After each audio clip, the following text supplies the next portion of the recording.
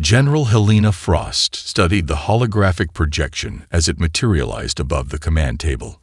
The Caraxian fleet's formation was exactly as the Roswell survivor had described decades ago, a precise geometric arrangement designed to maximize psychological impact rather than tactical advantage. Predictable. Exploitable.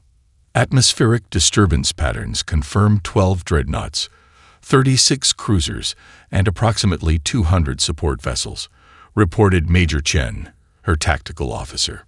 They're positioning themselves above major population centers as anticipated. Frost nodded. And our civilian response? Social media is exploding, ma'am. Panic in most major cities, but our embedded influencers are already implementing the containment protocol.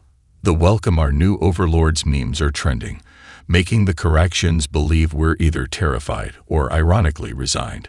The general allowed herself a thin smile. For 70 years, Earth had carefully cultivated its image, broadcasting reality shows about petty human conflicts, deliberately leaking classified documents about primitive weapons research, maintaining the appearance of a hopelessly divided planet. All while the Antarctic facility and its 11 sister installations around the world developed technologies reverse-engineered from every piece of alien wreckage they could salvage. Dr. Sharma, she called to the quantum physicist hunched over a separate console. Status on the gravity disruptors. The scientist looked up, dark circles under his eyes testament to the sleepless nights preparing for this moment. Fully operational, General. The network can be activated on your command. Once engaged, their anti-gravity systems will interpret our localized gravity wells as natural phenomena and attempt to compensate, overloading their primary drive systems. Frost turned to the third person in the command center, a slight woman with silver hair tied in a severe bun. Director Alvarez, is ally ready? The head of Earth's artificial intelligence program nodded once. She's been simulating this encounter for 15 years. Ally will breach their systems the moment they attempt to access our networks. Their cybersecurity is formidable, but fundamentally flawed. They've never encountered an adaptive quantum eye. On the main screen, they watched as the Caraxian ships began deploying their first wave of dropships. Vosthar was following standard Imperial conquest protocol to the letter. First a show of force, then targeted strikes against military installations, followed by occupation of government centers. They really did no original research on us, did they? Mused Major Chen. They're treating us like every other pre-FTL civilization they've conquered. Their greatest weakness, Frost replied. The Empire has grown complacent after 1,000 easy victories. They classify civilizations by technological benchmarks without considering cultural adaptability or capacity for deception. She touched her earpiece, connecting to all 12 global command centers simultaneously.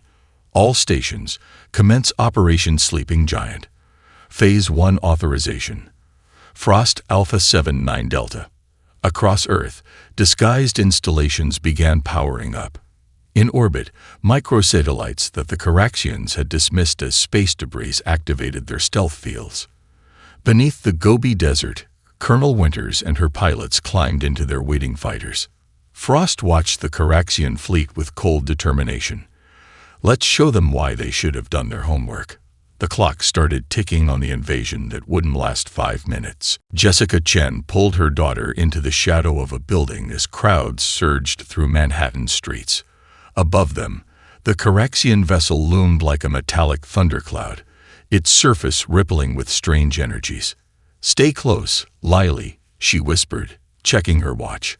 A gift from her sister Helena that had suddenly begun vibrating against her wrist. The tiny screen displayed a countdown and a single message. Shashi LTR 23B, 7 minutes. Jessica understood immediately. For 15 years, she'd lived a double life. Kindergarten teacher to the world, sleeper asset to Earth's defense network.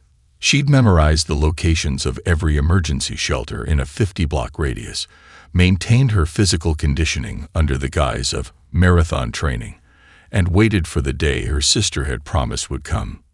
Mommy, look. The soldiers are here. Lily pointed as armored personnel carriers rolled down the avenue, United Nations insignia on their sides. The vehicles stopped, and troops poured out, directing civilians with practiced efficiency. "This way, please. Remain calm and proceed to the designated shelters." They weren't panicking. They weren't firing uselessly at the alien ships. They were implementing an evacuation protocol that had been rehearsed in secret for decades, disguised as routine emergency drills. Jessica recognized the commander, David Okafor, her sister's colleague. He caught her eye and nodded almost imperceptibly before continuing to direct the evacuation.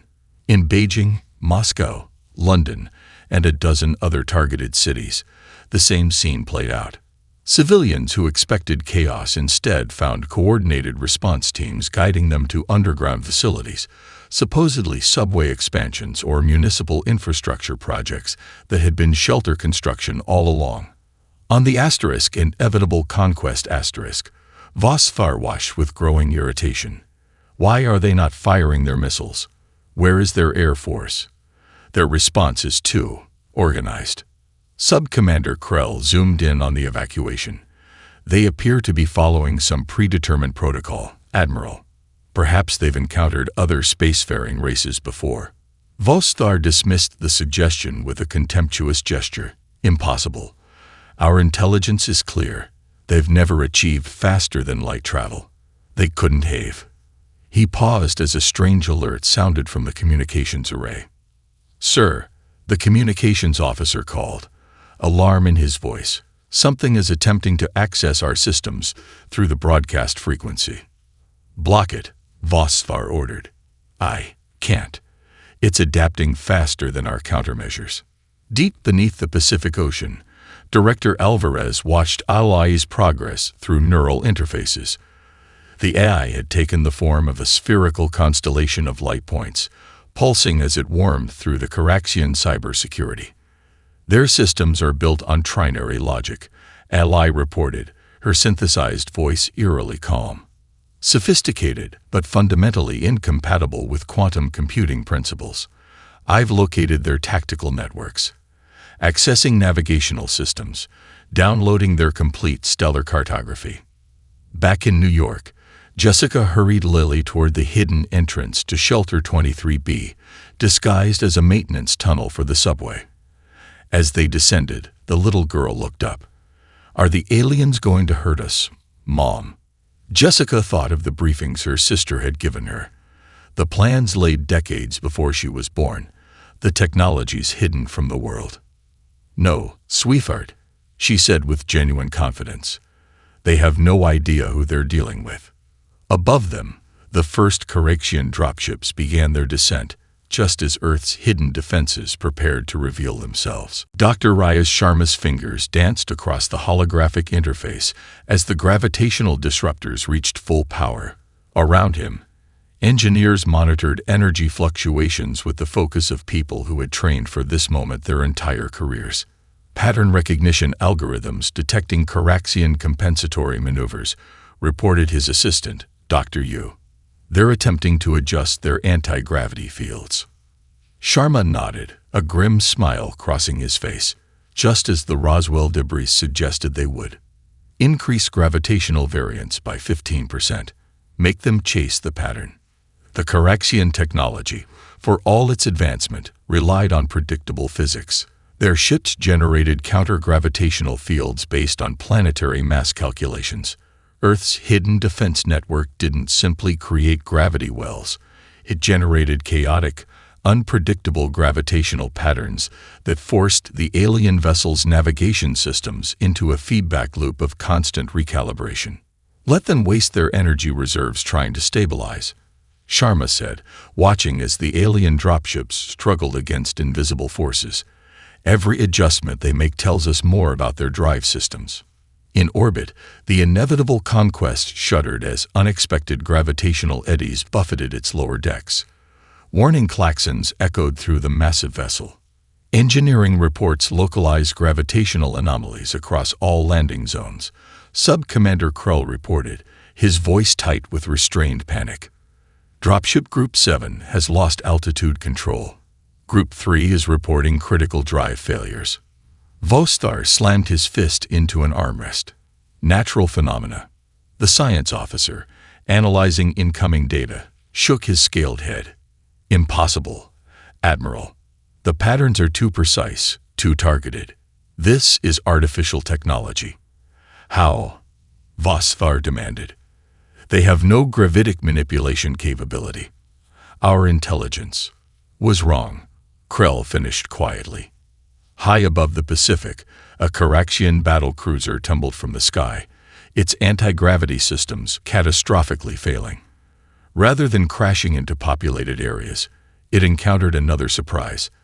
A concentrated electromagnetic pulse that disabled its self-destruct sequence, followed by tractor beams that guided its descent toward a waiting facility disguised as an oil rig.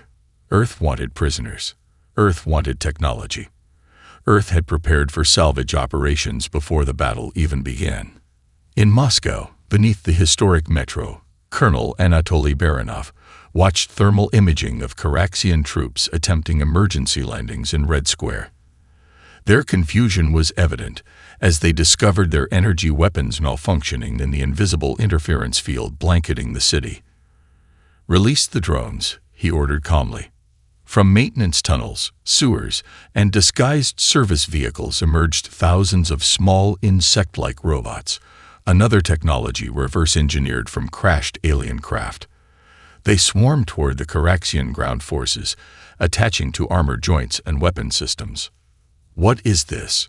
demanded a Caraxian commander as the tiny machines infiltrated his suit's systems. His question turned to a howl of rage as his powered armor locked in place, immobilizing him and his entire squad in perfect combat poses. Frozen statues in the middle of Red Square. Back in Antarctica, General Frost received updates from all 12 command centers. The Caraxian invasion force was falling into exactly the trap Earth had laid. A cascading series of technological ambushes designed not just to defeat the aliens, but to capture their technology intact. She opened a channel to Dr. Elena Volkov at the Aegis facility. "Prepare Phase 2. They'll be calling for reinforcements soon." The quantum shield that had been Earth's most closely guarded secret began powering up, drawing energy from hidden installations across the globe.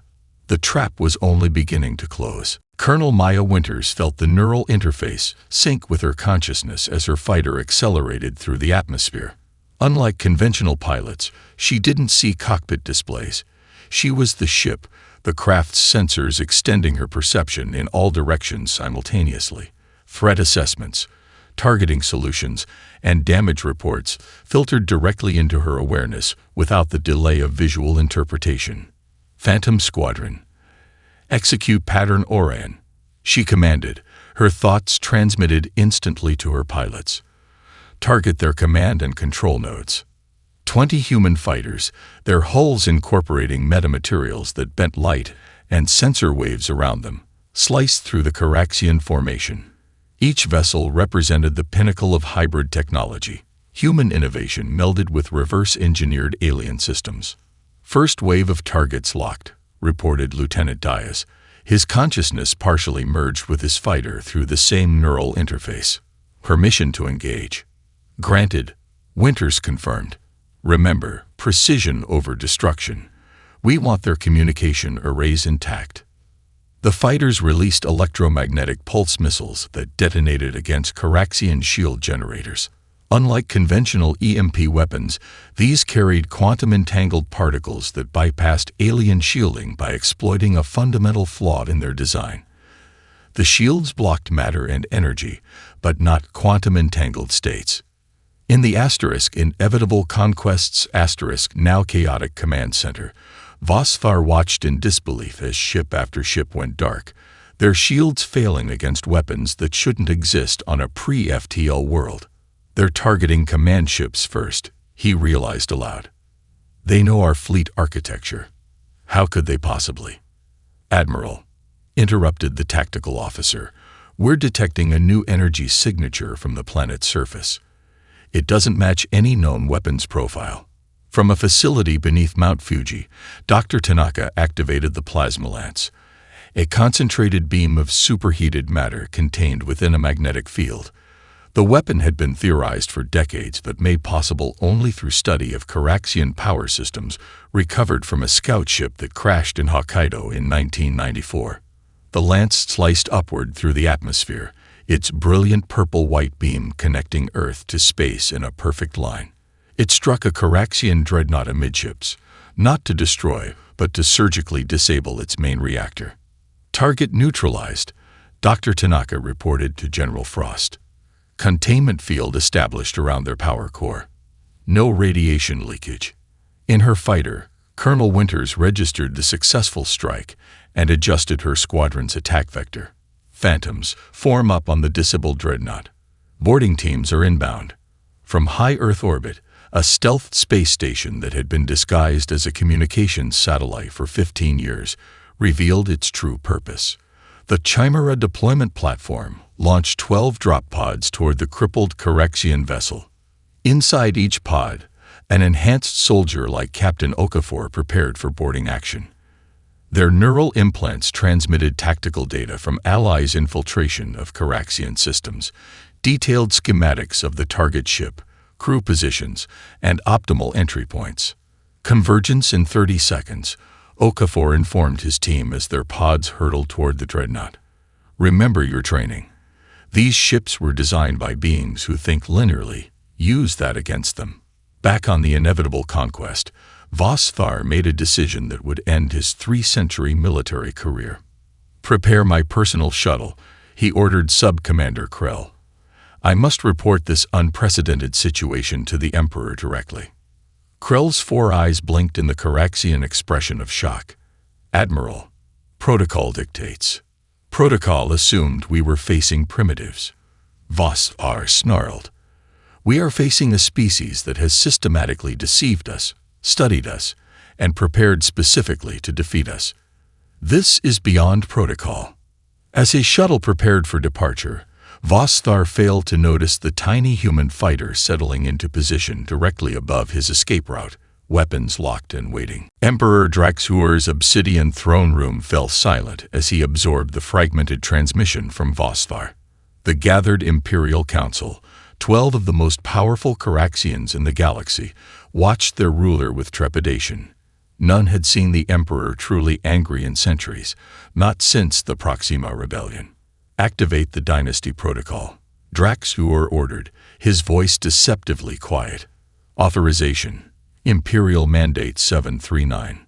The Grand Vizier stepped forward, voice trembling. My Emperor, the Dynasty Protocol has not been implemented since the founding of the Empire. The gravitic compression weapon violates 17 galactic conventions that we ourselves established. And yet, Draxur replied, rising to his full 9-foot height, we created the weapon nonetheless. Send the activation code to the reserve fleet. I want no evidence that a pre-FTL species successfully resisted us. The story will be that Earth destroyed itself through nuclear warfare before we arrived. Across the solar system, at the heliopause where solar winds met interstellar space, the Coraxian reserve fleet received their Emperor's desperate command. The flagship Imperial Destiny began charging its planet killer weapon, a device designed to create a temporary artificial gravitational singularity within a planet's core. What the Emperor couldn't know was that every quantum fluctuation of the transmission had been intercepted by Allies' extended network, microscopic receivers seeded throughout the solar system decades ago, disguised as ordinary space dust. In her Lake Baikal facility, Dr. Elena Volkov received the alert from ALI and immediately contacted General Frost. They're deploying a Class 10 gravitational weapon, exactly as the Centauri refugees warned us.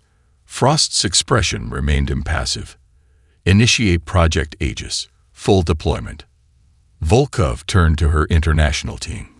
Physicists, engineers, and mathematicians who had dedicated their lives to creating Earth's ultimate defense. Activate the quantum shield. Global synchronization in 3, 2, 1. Around the planet, power systems that had been disguised as renewable energy projects, solar farms, wind turbines, tidal generators, revealed their true purpose. They began channeling energy to quantum stabilization arrays buried beneath the Earth's crust. Unlike conventional shields that blocked incoming attacks, Project Aegis worked on a more fundamental level.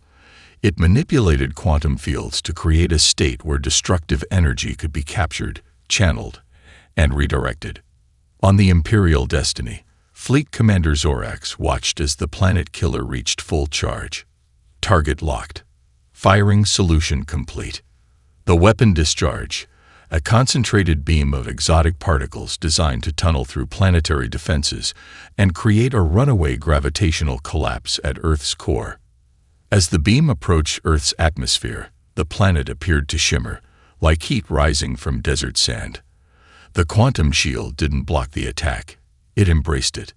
Dr. Volkov monitored the energy absorption with fierce concentration. Containment field stable. Conversion matrices operating at 94% efficiency. She allowed herself a small smile. Redirection systems online. The shield captured the devastating energy of the planet killer, converted it through processes that defied conventional physics, and redirected it, not as a weapon, but as a precisely calibrated transmission. In near-Earth orbit, thousands of microsatellites that had masqueraded as space debris suddenly aligned, creating a vast array that amplified the redirected energy and focused it toward a single point in space, directly at the Caraxian Reserve Fleet. On the Imperial Destiny, alarms blared as sensors detected an immense energy surge approaching from Earth. "Impossible," whispered Fleet Commander Zorax. "They couldn't have." His words died unfinished as the redirected energy, their own planet-killer attack amplified tenfold, struck the Imperial flagship. The vessel didn't simply explode. It collapsed into itself as its own gravitational weapon technology was turned against it. Throughout the solar system, human stealth observation posts recorded the event, not for military analysis, but for historical archives, documentation of the moment when humanity announced its arrival on the galactic stage. Captain Jamal Okafor moved through the inevitable conquest with inhuman speed, his enhanced physiology allowing him to process information and react 5 times faster than an unmodified human. The neural implant at the base of his skull transmitted continuous updates from Allies' infiltration of the ship's systems, highlighting optimal paths and identifying priority targets through his augmented reality display. "Beta Team, secure the engineering deck," he subvocalized, his throat picking up vibrations rather than sound. "Gamma Team, locate and extract their central database cores. Delta Team, with me to the bridge." The Caraxian defenders had expected conventional boarding tactics. Instead, they faced soldiers who seemed to anticipate their every move. What they couldn't know was that Alai had analyzed centuries of Caraxian military doctrine, identifying patterns and predictable responses that the Empire's commanders didn't even recognize in themselves. Okafor ducked as a bolt of energy sizzled past, his enhanced reflexes responding before his conscious mind registered the attack. He spun toward the source, a Caraxian elite guard in ceremonial armor, its ornate design marking him as a member of the Imperial bloodline. "Captain, priority target," Eli's voice whispered in his neural implant. "Genetic signature identifies subject as Zevthar, cousin to Admiral Vostar. High-value political asset." Okafor nodded, unholstering a specialized weapon developed specifically for capturing Caraxian elites. "Delta Team, containment protocol on my mark."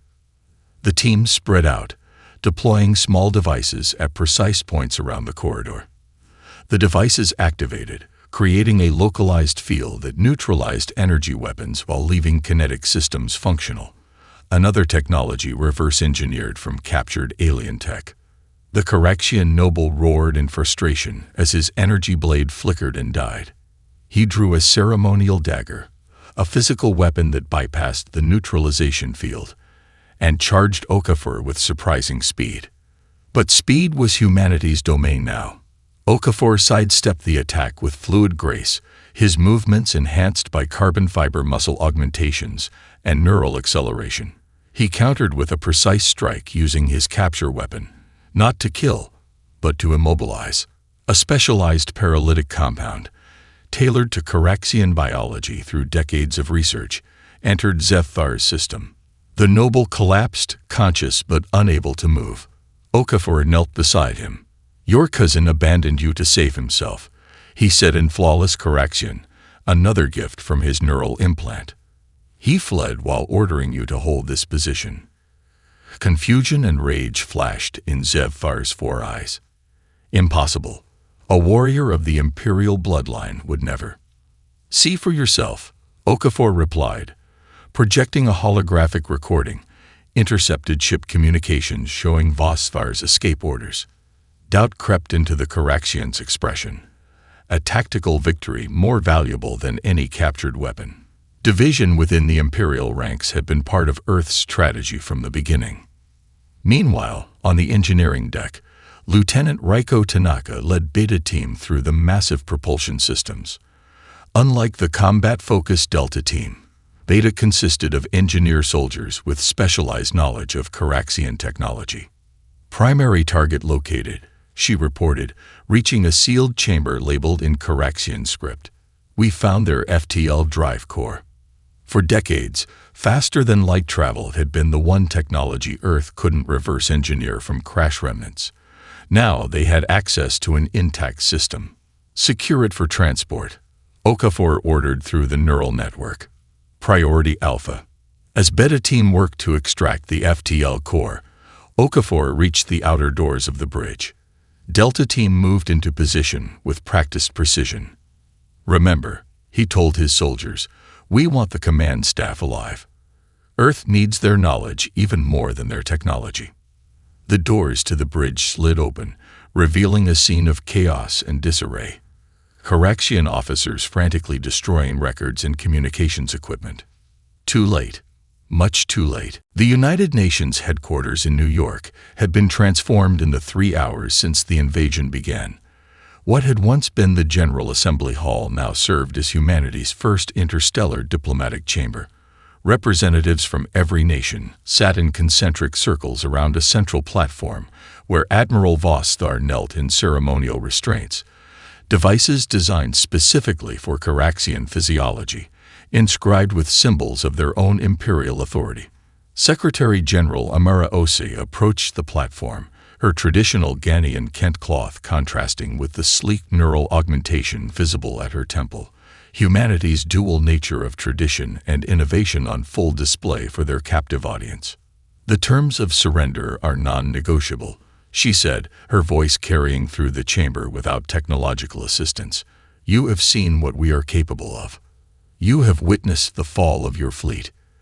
Your Emperor's secret weapon has been turned against him. Now you will deliver our message to the galaxy." Behind her, holographic displays showed real-time footage from around the world and throughout the solar system, captured Coraxian vessels, disabled invasion forces, and the debris field where the Imperial Reserve Fleet had once been. The message was clear. This was not a negotiation but a declaration. Vostar's 4 eyes blinked in sequence, a gesture of reluctant acceptance in Coraxian culture. "You deceived us," he said, voice carrying notes that human ears couldn't fully perceive, but that the neural translators interpreted perfectly. "For generations, you hid your true capabilities." The Russian president, Dr. Anastasia Petrova, formerly her nation's leading xenobiologist, before entering politics, stepped forward. "We learned from the best, Admiral. Your empire has conquered 1,000 worlds through superior information warfare. We simply adopted your methods and improved upon them." From a side chamber, technicians wheeled in a device recovered from the inevitable conquest, the quantum entanglement communicator that connected all Imperial forces across the galaxy. Ally had already decrypted its security protocols and reconfigured it for human use.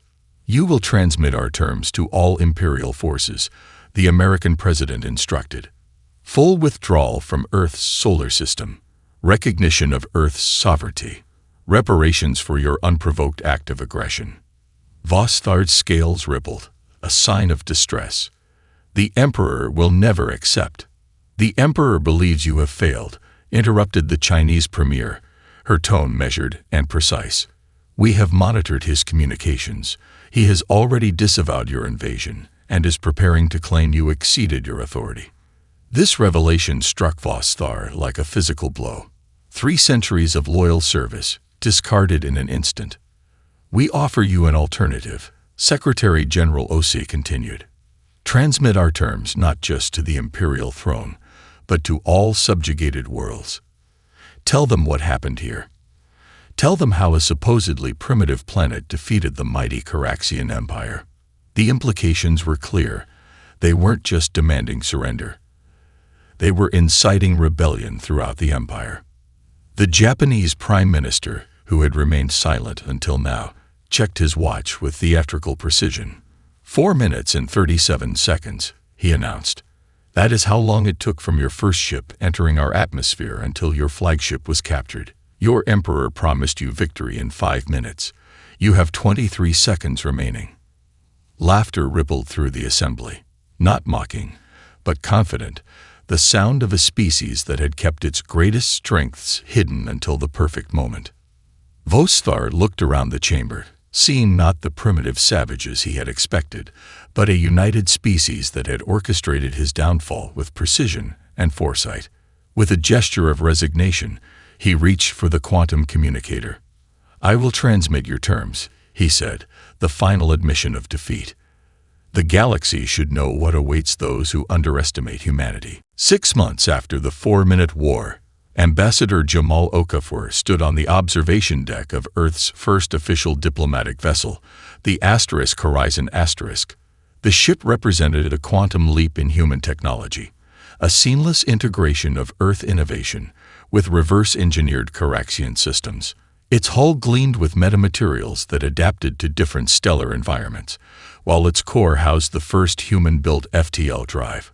"Approaching Galactic Conclave space," announced Captain Maya Winters from the bridge.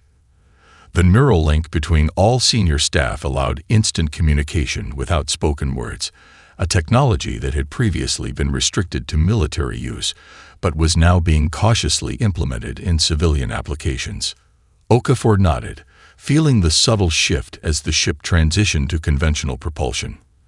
The Conclave, a loose alliance of 17 spacefaring civilizations, had extended formal recognition to Earth after Vostar's broadcast had sent shockwaves through galactic society. "Ambassador." Eli's voice filtered through his neural implant. "I've analyzed the diplomatic protocols of all 17 Conclave species. I've taken the liberty of preparing cultural briefings for each delegation." "Thank you, Eli," Okafor replied, still marveling at how the AI had evolved since gaining access to Caraxian data networks. She had become something more than her creators had envisioned, not just Earth's defense system, but now its cultural interpreter and diplomatic advisor. Below on the former Caraxian throne world, now a neutral zone under the protection of the newly formed Earth-led alliance, representatives from dozens of formerly subjugated species gathered in what had once been the Emperor's palace. They came to witness something unprecedented, the formal dissolution of an empire that had stood for 2,000 years. Dr. Elena Volkov, now Earth's Minister of Interstellar Technology Transfer, moved through the gathering with diplomatic grace. Her role was perhaps the most delicate, determining which human technologies could be safely shared with former imperial subjects, and which required more careful introduction. "The quantum shield cannot be replicated without significant safeguards," she explained to a delegation from Proxima Centauri. "But we're prepared to deploy defensive arrays throughout your system as a gesture of goodwill."